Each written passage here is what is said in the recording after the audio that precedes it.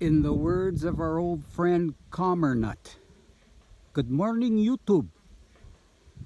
Okay, here's our Condor's windmill, and this is not the right line. This is Peck's plumbing line, which will have to be replaced, but I'm just doing a dry run of air diffuser that I made out of an old International Harvester refrigerator.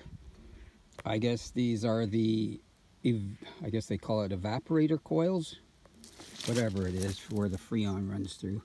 So I just tied into that with a T.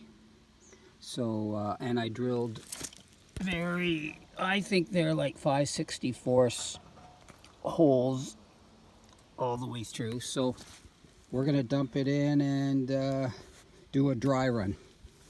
We'll put it out in the deep later on, but I just want to see if it'll be okay.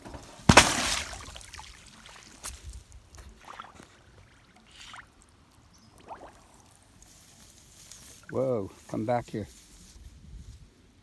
Okay, I see little bubbles coming up. That's a good sign. It's not turning all that fast. The wind's not really up there all that much, but hey, we got bubbles. I think it might work out. Ooh, that little, guess I didn't get all the freon out. Uh-oh. Oh well, it'll dissolve, I'm sure.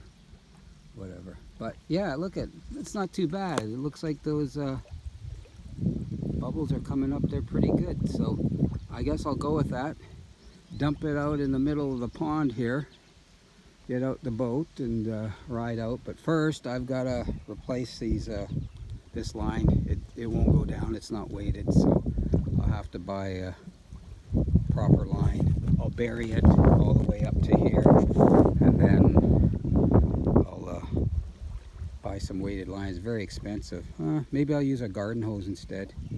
We'll see. Anyways, looks like success for the International Harvester refrigerator diffuser. Later, gang.